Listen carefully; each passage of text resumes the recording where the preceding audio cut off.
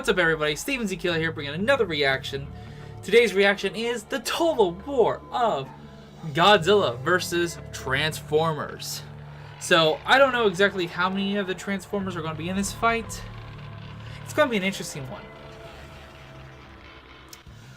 The Godzilla monster of monsters, or the king of monsters, Godzilla himself. I don't know how the Transformers could beat him, but they have the numbers. But in power sense, Godzilla is definitely going to be more powerful. Durability, though, he can take a lot of damage, but he can die. He can go down. So if the Transformers are smart and can figure out a way to damage him fast and get to him, kill him quickly, then I think the Transformers can win. But I can see why or if Godzilla could pull a victory out of this. So without any more delay, let me know in the comment section below who you think in this fight is going to win.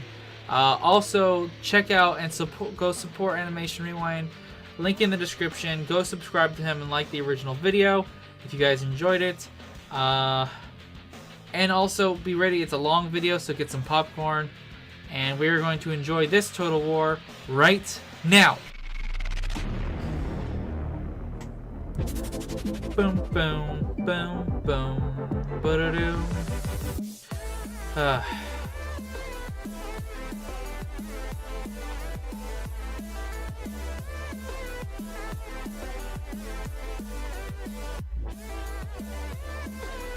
So, also, guys, soon enough, I'm gonna have I'm gonna be trying to pump out more videos, as in not just reactions, but other things like gameplay soon. So be looking forward to that too. Godzilla and the Transformers. If you haven't seen the two fights that led up to this, go do that first. But if you have and you know how the game is played, yeah, definitely check out the previous ones. Get ready for the Total War. Xeno Animations is back and he prepared tonight's Total War. Oh yeah. Also, we've got a special voice actor, Sean Beckett, playing the role of Optimus Prime. Ooh, check out these okay. channels if you enjoy the battle. Speaking of the battle, let's go through a quick roll call. Okay, so it's Autobots and Decepticons. Bumblebee, Ratchet, Megatron, Starscream, Shockwave, and your two mystery fighters are Breakaway and Warpath. These 8 Transformers will be taking on Godzilla all alone. As I stated in the previous round, the Transformers will not have access to the Matrix of Leadership, which is why an 8-on-1 is quite a fair battle. So with all this being said, let's introduce Cartoon Fight Club's 126th. This is going to be a very interesting fight. Let's start things off with Team Transformers. And who better to start off with than Optimus Prime? Optimus Prime is the leader of the Autobots, and one of the last Primes. He's also arguably one of the toughest Transformers in the entire series. He has trained with Alpha Trion for millions of years, and was granted the intelligence of Vector Sigma, giving Optimus Prime supreme intelligence and battle/combat skills. Optimus Prime has an assortment of jetpacks, cannons, blades, and axes, but his most powerful weapon in his current arsenal, excluding the Matrix, would be the Starsaber. The Starsaber is powered by the Matrix itself. Although I just realized teamwork between Megatron and Optimus is going to be weird. Like, is he actually going to listen to Optimus? He survived the blast strong enough to destroy an entire mountain, and his peak Power Master armor can survive the center of black holes, as shown when he discovered Nucleon Energon. Next up, we have Bumblebee. Bumblebee is no longer a scout. After his victory against Megatron, he was given the role of second lieutenant. Currently, Bumblebee leads a team of Transformers in Crown City, where he calls the shots. I don't know what animation or whatever that stuff is that we just saw was from, but didn't look too bad. Like, I'm guessing it's one of the newest Transformers shows, like probably on something similar to Cartoon Network and stuff. Powerful armor, any type of saber, gun, or defense mechanism. However, the Decepticon hunters do have their limits. They can't turn into holy relics such as the Matrix or Starsaber, but they can mimic weaker versions similar to them. Okay. Moving on, let's discuss Ratchet. Ratchet is the head medic and scientist. Yeah, he's going to be healing a lot. While he's old in age, he still packs a punch. His most useful tools and weapons are his EMP generators and his synthetic energon. Although the EMP generators are not going to do shit to friggin' Godzilla. And he can magnetically lift anything metal up to 50 tons. With synthetic energon, Ratchet gets a physical boost that increases his physical limits tenfold. However, the Synthen is only a short-term boost and wears off quickly. While most Autobots transform into automotive vehicles, Breakaway stands out as an Autobot with flight capabilities. His possessed fusion beam sniper rifle allows for precision, long range, and efficient attacks. His secondary weapon is a burst minigun. Additionally, he can also release a heat wave which could overheat other Decepticon weapons, allowing Breakaway to fight foes hand to hand. He's usually the one to report the results of each mission and handles most of the long-distance communications between Autobot signals. Warpath is the final Autobot on our list. However, sometimes he doesn't act like it. He is very rebellious and hardly ever listens to Optimus Prime. Oh my god, I love that Transformers game. However, I believe that was Transformers War of Cybertron or something like that. I haven't played it in such a long time, but that game was fucking fun. Unfortunately, so is his skull. He's not the brightest Autobot, but what he lacks in intel, he makes up in brute strength. Moving on, let's discuss Lord Megatron. Megatron is the mighty and sinister leader of the Decepticons. Millions of years ago, he was known as Megatronus. He was best friends with Orion Pax, who was pre-Matrix Optimus Prime and was a professional gladiator. Today, he rules the Decepticon army. Megatron is one of the most powerful Decepticons currently alive. He has the strength to one-punch mountain-sized Unicron clones, a luminal space drive to cross galaxies in warp speed. Ooh, what would happen if Unicron got in this fight? Although he is the size of the moon, so that would be way bigger than freaking Godzilla. With Unicron. Because of this, technically his spark is banned from death. However, his physical body can still be destroyed. Problem is, breaking Megatron's body is not easy. He survived an explosion roughly the size of the moon, and it took the force of the Starsaber to put him down before his resurrection. His strongest weapon is the Dark Starsaber, which works almost exactly like the Starsaber, except it's fueled with dark energon. Moving on, let's discuss Starscream. Starscream is Megatron's second in command. However, he's one of the least loyal Decepticons. His ultimate plan is to overthrow Megatron and hold position as leader. Starscream is an excellent liar and deceiver, and while he is quite the coward, his ability to fall back and run from situations makes a great survival skill. His most but that's not going to help in a team situation. He's just going to abandon everybody for himself. He is actually more of a liability than a teammate. However, his upgrade is only short-term and can be easily worn off. And last, but definitely not least, we have Shockwave. Shockwave is the head scientist for the Decepticon army. He was designated to stay on Cybertron long after the war to keep watch and to work on his many inventions. Ultimately, he rejoined Megatron and is responsible for some of the greatest inventions in Cybertronian history. He perfected space bridge teleportation, which can be used to teleport anywhere in the universe and can also be used to trap foes in the Shadow Zone. He also invented the cortical psychic patch, which allows Shockwave to read the minds of his subjects. Overall, I did not know about that. A wide array of members with specific skills and unique traits to make an excellent team. Autobots and Decepticons have worked together on missions before. I guess that's true. I wasn't really thinking of that fully. Much more efficiently, like in the classic show when I was a kid, and they had to fight Unicron for the first time. Freaking Optimus and Optimus and Megatron had to band together, get their forces to take on Unicron before he awoke. numerous hydrogen bombs were fired and tested in the Pacific Ocean. This led to the mutation and awakening of the king of monsters himself, Godzilla. Godzilla became the living embodiment of a nuclear nightmare. In order to get the human race to leave him alone, Godzilla instinctively invaded Japan and many cities. Wherever he walked, he took out entire armies, monsters, and weaponry. This gave him the coined nickname as King of Monsters. Now, Godzilla is not a bad guy. He only does this out of defense and self-protection.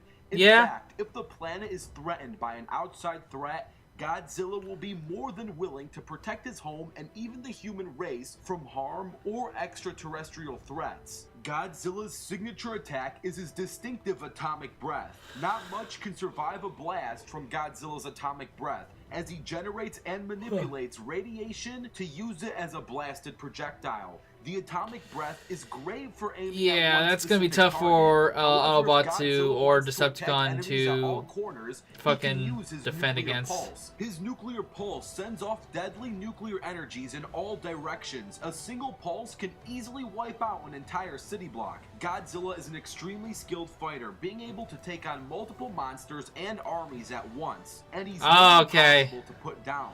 Godzilla has I have a special feeling cells Godzilla and a may be really the victor of impressive this. factor. If But I'm gonna Godzilla root for is the sliced underdogs along and bits, go for the he can come back Autobots and from a single cell Decepticons. and regenerate.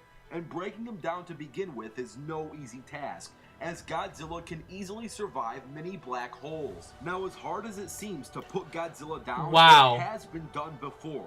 And while it wasn't a permanent defeat, Godzilla was taken out to a single organ from a weapon known as the Oxygen Destroyer. The micro-oxygen particles and impulsive blast rate was powerful and deadly enough to destroy pretty much every part of Godzilla's body. Overall, Godzilla is a That's a guy in a rubber powerful suit, you guys beast know who that, is right? nearly undefeated in all the battles he's fought in. He has a useful healing factor and has been crowned the King of Monsters for over 50 years. Yeah, I think Godzilla's gonna win this, but I'm going for the Transformers. I want them to win. On Earth, and each team will be aware of each other, giving them a few days of prep. Let the total war begin. Well, Godzilla really doesn't do prep. He just goes to the fight. Now, the Decepticons and the Transformers in general will definitely need the prep time.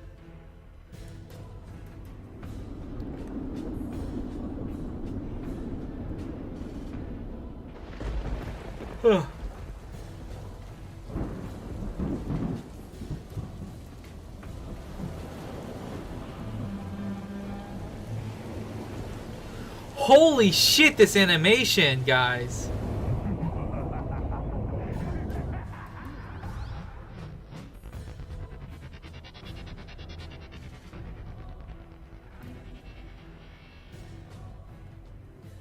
Dear God, mother of crab battle.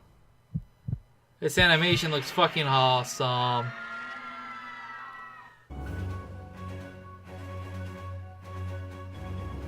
This just in, you are looking at some obviously very disturbing live shot there. That is the World Trade Center, and we have...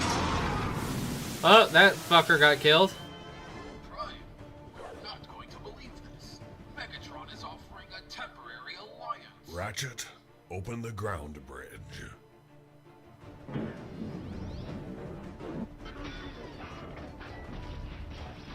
So, this is where the magic happens. Megatron, we both know why you're here. Earth is under attack by this reptilian behemoth. We don't have time for banter. You know me all too well. Oh, that's awesome. That overgrown vermin walks up This is awesome. I don't know if this is the original voice actor of Optimus, but if this is a guy that's just a good voice actor that sounds so similar to him, good on ya. Megatron. I don't know the name of the original voice for Optimus, but this sounds pretty much just like him almost. Or exactly like him, holy shit. Autobots, transform and roll out. Or very, very fucking close.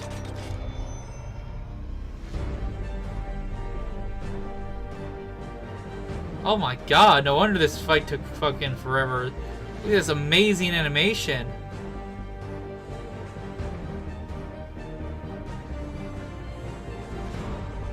I think it is the original voice of Optimus. This is awesome! Holy shit!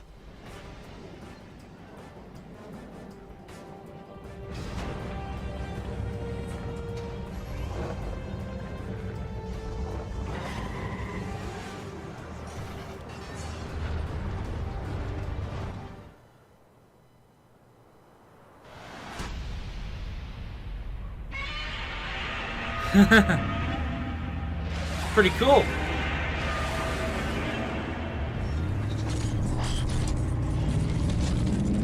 Everyone, get into position and prepare to fire. Optimus going in. Okay. Optimus's blades can damage it. Okay.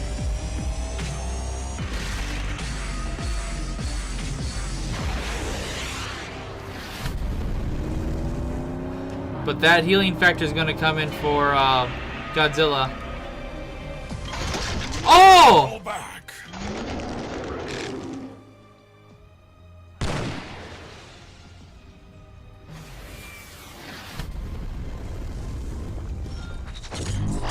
Don't tell me Godzilla, that's a freaking Ratchet in Godzilla's mouth. Did Ratchet get killed just now? Oh my god, that guy got fucking atomic breath to death. Instant fried. Nothing could have saved him. Oh, right into the back. Oh! I am going to make you suffer if it's the last thing I do. Ha! Megatron flying on top of one of his lackeys.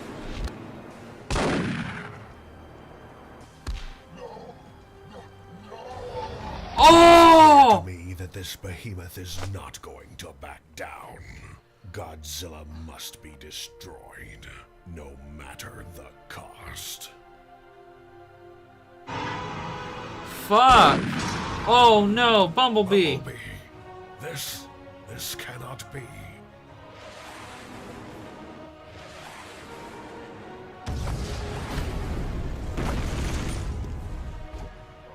Oh fuck! Well, I kind of called it. I knew Godzilla was gonna win this, but I was rooting for Transformers.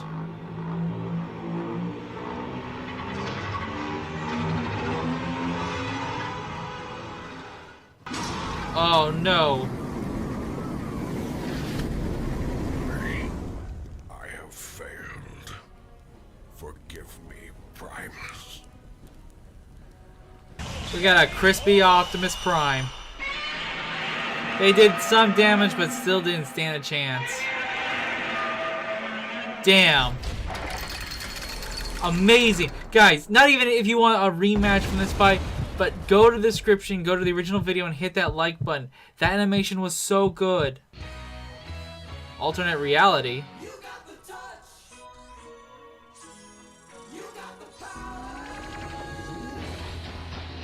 Godzilla, you leave me no choice. Matrix of leadership, I call upon you. The So- power of the Matrix will light our darkest hour. So if they have that... Till all. Oh, wow. Wait, I couldn't tell. So did that not help them at all, or did that just help them?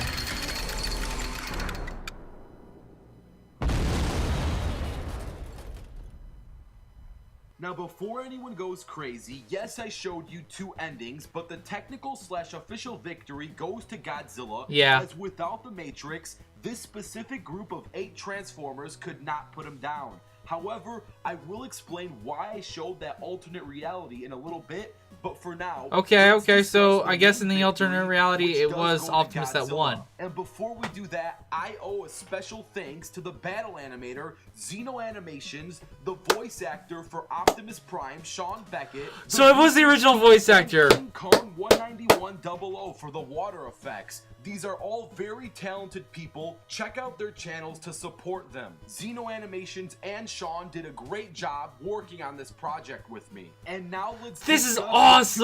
the outcome, starting with the Godzilla victory. The Transformers could have used Shockwave Space Bridge technology to either send Godzilla to the Shadow Zone or into the depths of space, but that wouldn't technically make them the winners.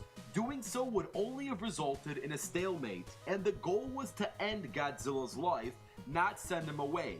So okay, if this wasn't a fight to the death, and if the Transformers just wanted to save the city, teleporting Godzilla is something they could have easily done. And now some of you are wondering, why couldn't Optimus Prime and Megatron just tear Godzilla up with their Star Sabers? It would be very possible for both Optimus Prime and Megatron to easily cut through Godzilla's body like butter with the sabers, so yes, they do offensively have the weapons to hurt him, but the problem is Godzilla regenerates way too fast for both of them to make sure all cells are destroyed at once. So offensively, Team Transformers did have the weaponry to harm Godzilla, but yeah, that fucking regeneration, regenerative power, I knew it was going to just not be not like help the Autobots or Transformers. I just keep saying Autobots, but the Transformers side, being able to take him down at all, like because of that was just OP. So technically, for both sides, if their physical bodies are no longer functional, they both have souls and spirits that can't be put down. So we would have to pick a winner based off of physical destruction. Without the Matrix, the winner is Godzilla. Now for the juicy stuff. The main reason why we got to this point in the first place, Optimus Prime's Matrix. Now the only reason why I included this alternate ending is because way back in episode 12, the first time I had Optimus Prime win, I felt like I could have done a much better job explaining how the Matrix would just be too much for Godzilla to handle. For starters, okay, so with the Matrix, he wins. Is a sacred and ancient relic crafted by the creator god of the Transformers, Primus himself.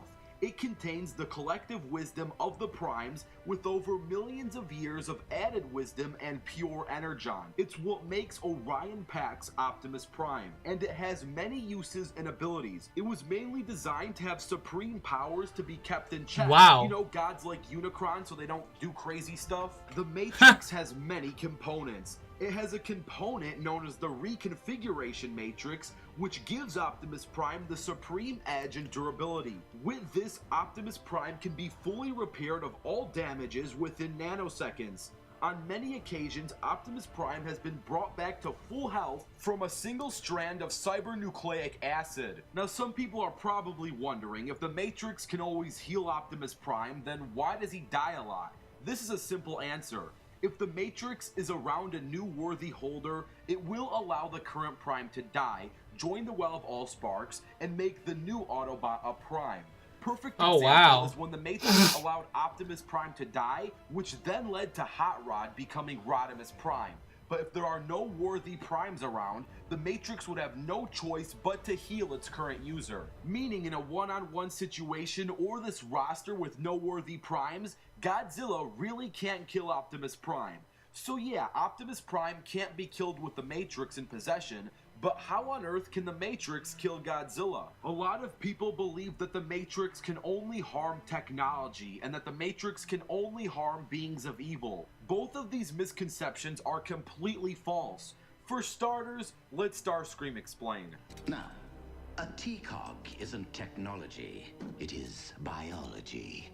So yes, the Transformers themselves are biology, and more importantly, we've seen Optimus Prime use the power of the Matrix on humans, monsters, invading spores, and non-Cybertronians who aren't exactly pure evil. For more proof that Cybertronian relics can work on other species, the key to Vector Sigma got imprinted with Jack's human DNA, making him the only one able to use it. The Matrix can give a Transformer a supreme upgrade in strength, and its Matrix Blast is strong enough to destroy the Chaos God Unicron, the same Unicron who shook the entire universe with his battle against Primus. The Matrix can also freeze time, go back in time, read minds, see the future, and depower others. Now, if the Matrix is so powerful, this brings two questions. 1. How do you stop the Matrix? And 2. Why doesn't the Matrix just end all the problems right away? I'll answer the second one first. The Matrix is purely collective wisdom. It has a mind of its own, and it can only be used as a last resort. It was designed to light our darkest hour, not live our lives for us and remove any purpose of free will. And back to the first question, how can someone stop the Matrix? Now, Optimus Prime has stated that the Matrix is unstoppable, but there has been at least 2 ways to at least corrupt the Matrix. You can either hack it or poison it. Starscream once hacked the Matrix and fused it with a giant planet, but to hack the Matrix, you would need the intelligence of a Quintesson to do so. Quintessons are so smart, they know how to create Cybertronian life forms from scratch. And I don't know about you, but Godzilla... There's a lot of information, holy shit! Let alone hack holy relics designed by a god. And the second way is to poison the Matrix with either the Dark Spark, the Anti-Matrix, or the Blood of Unicron. All 3 of these things Godzilla does not have access to. Now the final argument for Godzilla is, if he tanked infinite energy before, then he'd sure be able to tank the Matrix. Well, the problem with this argument is the Matrix wouldn't kill Godzilla through physical force. It would take him out in many other ways. It can easily reverse his genes to make him degrow down to an embryo. We've seen the Matrix do this to monsters and other organic life forms before. Wow. Or the Matrix can demutate. That sounds painful. Without any mutated nuclear abilities. So to summarize, without the Matrix, Godzilla can fairly easily take out this group of 8 Transformers. But with the Matrix, he simply has no ways around it. And to quickly bullet through all the Matrix misconceptions, the Matrix can be used on non-Cybertronian life, the Matrix can be used on anyone, not just beings of evil, the Matrix can instantly heal all of Optimus Prime's battle wounds, and the Matrix would very easily erase, depower, or degrow Godzilla down to nothingness, leaving nothing for him to regenerate from. And if you want to learn more about the Matrix and how Optimus Prime can use it, I'll link a video by New Pantheon in the description of this video. If you want to learn, check it out and let him know that Animation Rewind sent you. Now, the main connection between Godzilla and Transformers in the first place is the really classic rivalry between monsters and robots in general. So I want to try to offer something completely new. A hyper war between monsters and robots. This concept is totally new. I'll basically take iconic robots and monsters from other universes and pit them against each other. Team Monsters will include the likes of Gamera, Godzilla, King Kong, Gion, and much more. Team Robots would include the likes of Optimus Prime, Gypsy Danger, the God Gundam, and much more. If this video gets 20,000 holy likes, shit, that'd be an interesting one. War between robots and monsters. Link in the description. Also, go like the original video if you want that hyper war of monsters and machines. And stay tuned because the next fighters are going to be revealed. Alright guys, hope you guys enjoyed that video. I already know who the next fighters are, so I'm just gonna probably cut out the next time. I'm hoping to get to those ones soon. Like I said, I'm backed up on stuff because of finals and school and work. So I need to catch up on that, and I'm going to be working on a bunch of other things for you guys, so look out for that soon. Once again, go check out Animation Ryan's channel, support him, and if you guys enjoyed this, let me know in the comment section, and how did you feel about the outcome? Was it good? Did you choose the right side, or did you feel the same about this fight that I did? And oh my god, that animation was fucking phenomenal. Like, holy shit. And by now, I did already post it. I did already do the reaction to the Total War of Marvel vs. DC. So this one will probably be going up after that one. Probably after the day after that one goes up, or maybe on the same day. I'm not sure yet. Depends on how fast I can get these uploaded and whatnot for you guys. So, if you guys enjoyed this video, let me know by punching that like button. And if you want more reactions and other type of videos I post, you guys enjoy my stuff, don't forget to subscribe for more. Until next time, guys, later! Thanks for watching this video, everyone. Hope you enjoyed it, and if you want more, check out the description below. Hope to see you guys in a later video. Also, have an awesome day!